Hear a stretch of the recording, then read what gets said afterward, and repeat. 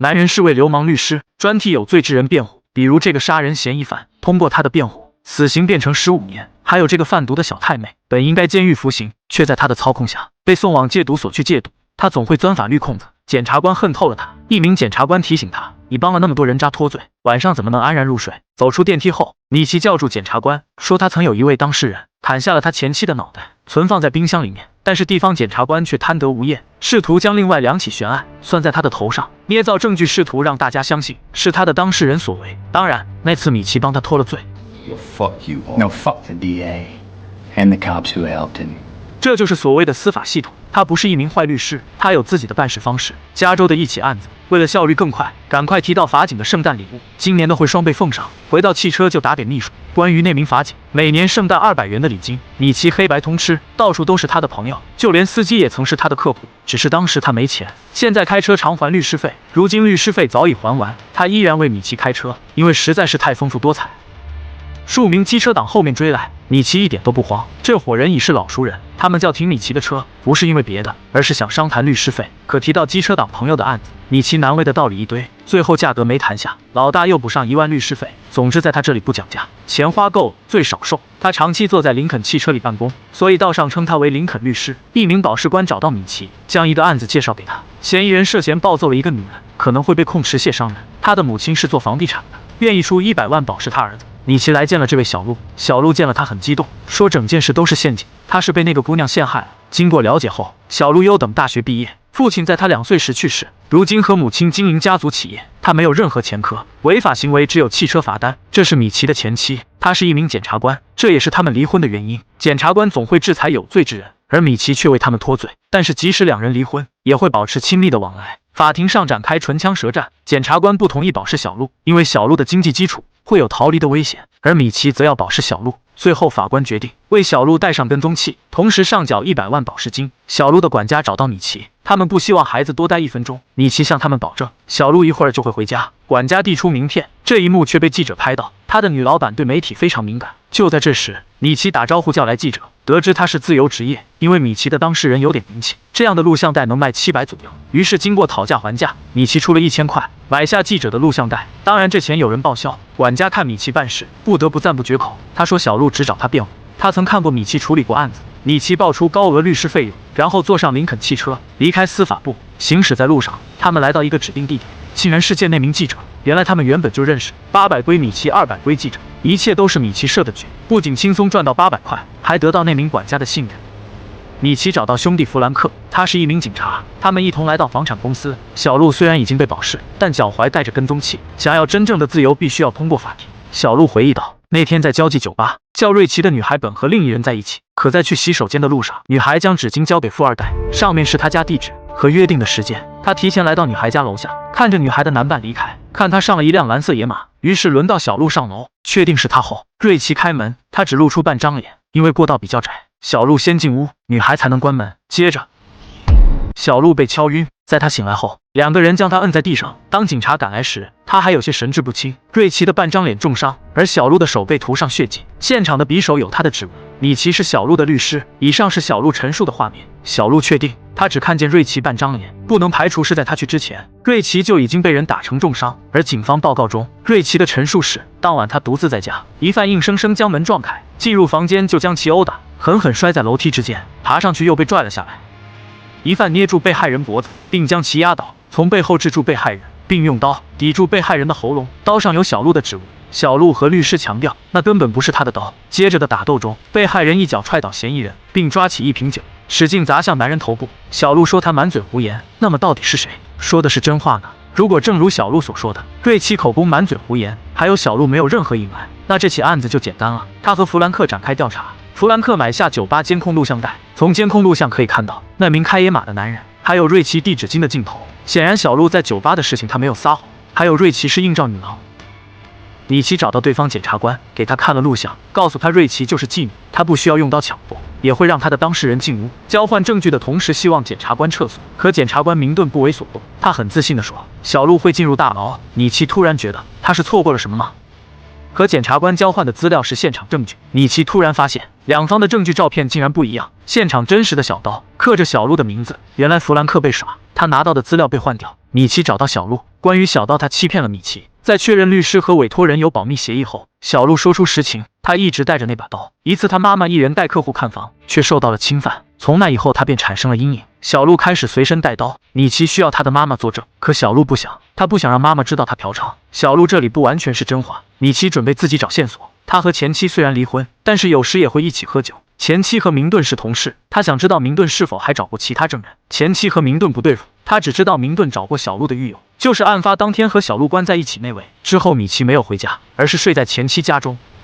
天亮后，米奇神清气爽，他开始翻看案发现场照片，受害者左脸重伤，突然让他想起一起案子，2年前的一名受害者唐娜，他们真的太像了。米奇翻出2年前的资料，那是一起强奸谋杀案，唐娜受伤的部位和瑞奇很像。当初的嫌疑人叫杰西，他是一名嫖客。当时米奇为他辩护，杰西一直说自己冤枉，说当时唐娜找到他，只要出的钱多，就会带着杰西回家。当晚唐娜便死在家中，而家里全部都是杰西的痕迹。那次案子证据确凿，没人相信杰西。米奇尽了最大努力，让死刑变成15年监禁，可是杰西反复在说他是冤枉的。如今的米奇突然意识到，他将受害者的照片对比，像是同一个凶手。米奇赶快坐上飞机，到达加州那所监狱。如今杰西已入狱2年，但眼神中仍然有怨气。米奇的请求下，他再次回忆那天晚上杰西也爱上唐娜，而唐娜除了他以外，只和另一个小伙说了几句话，接着便选择了他。那一晚他格外幸福，结果却来到了这里。米奇拿了一沓照片，他想知道照片中有没有和唐娜聊天的那名小伙。米奇一张一张给他看，直到看到这里，杰西拒绝回答，而是叫狱警带他离开。很明显，照片中的人正是那名小伙，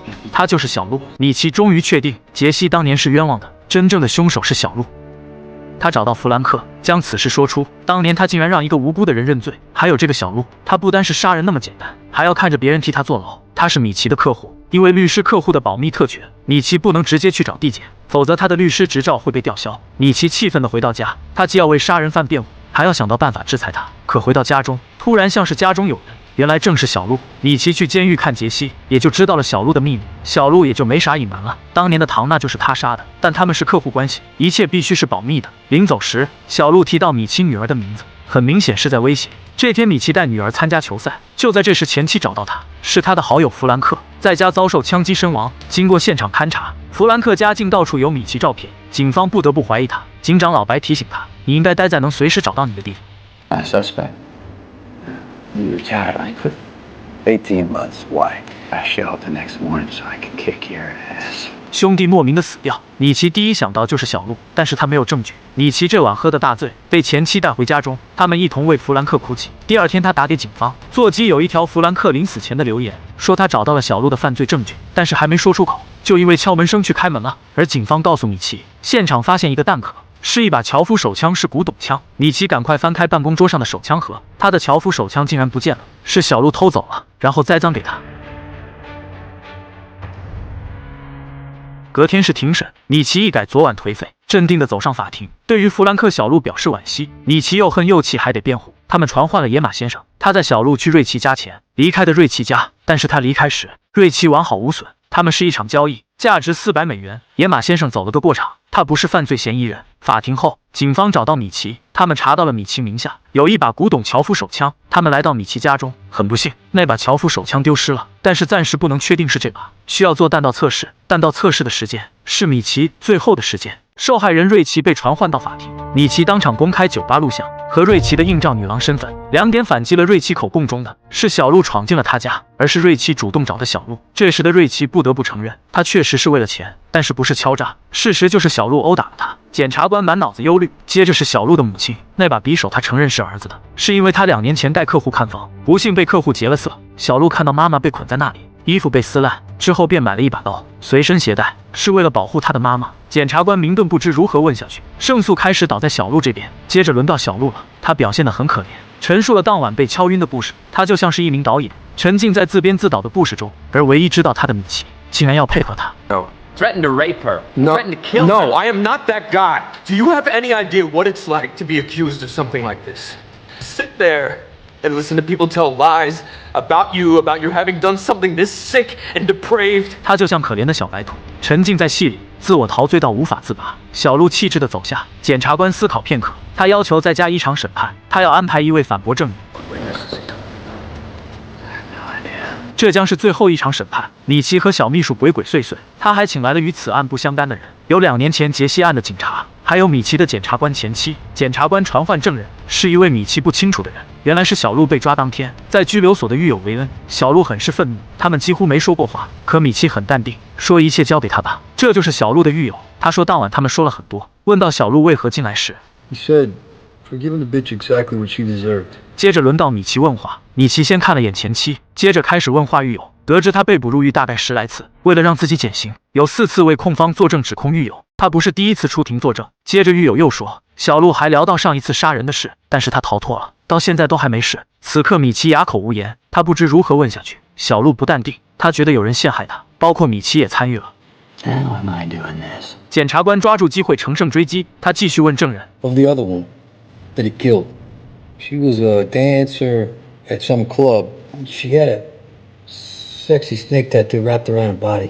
杰西案的警察突然意识到，那不正是2年前死去的唐娜吗？他们赶快离开法庭。米奇叫他们过来，原来是要送他们一份礼物。这一招，米奇干得很漂亮。可这还没完，最后的陈词上，米奇的秘书登场，他们拿到维恩的资料。曾经有一个案子，也是维恩出庭作证，一名男子被判入狱，但之后找到了真的凶手，男子是被诬陷了，原因是维恩做了假证。检察官彻底有口难辩，法官更是勃然大怒，将他们叫到办公室。明顿竟让一个记录在案的骗子上庭。经过这一场审判，小鹿即将获得自由，母亲乐开了花，可小鹿笑不出来。他想知道维恩怎么说出那些话。米奇说，有可能是弗兰克安排好的，这也是他被杀害的原因。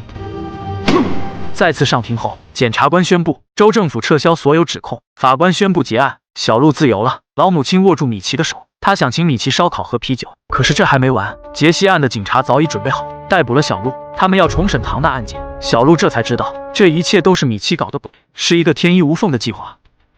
他从前妻这里套出维恩的信息，秘书查到维恩被关在戒毒所，刚好米奇的客户小太妹也在那里，于是让小太妹和维恩搭上线，让维恩做假证。当然钱不是问题，在法庭上米奇掌握节奏，步步紧逼，迫使检察官不得不启用维恩。接着检察官上套了。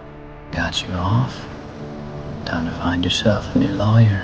米奇赢下官司，保住了律师执照，又将小鹿绳之于法，得到了警探的赞不绝口，还有前妻爱的眼神。回到林肯汽车上，小黑按照他的要求为他弄了把手枪。他知道这件事还没完。果然，在回到家后，前妻联系到米奇，因为警方找不到足够的证据，小鹿被保释。他让前妻带女儿去他姐姐家，因为他知道小鹿一定会来报复。米奇迅速联系保释官，定位到小鹿的位置。远处一辆玛莎迅速驶来，米奇早已在此等待。这里是他前妻家。米奇掏出手枪，小鹿问他：“你会每晚都过来吗？”就在这时，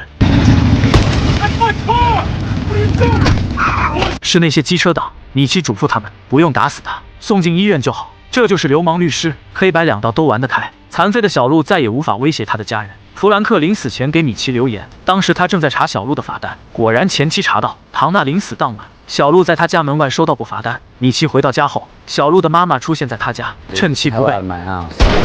弗兰克不是小鹿杀的，而是温莎女士，因为她发现弗兰克查儿子的罚单，而她早就知道儿子的所有。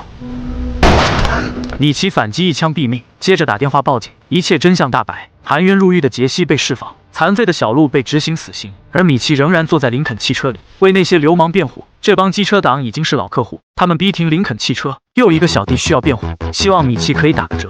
How about I do this for free? 一向不谈价的米奇怎么了？难道是报恩吗？原来是这样。 Repeat customers, Earl. Stick it to them next time.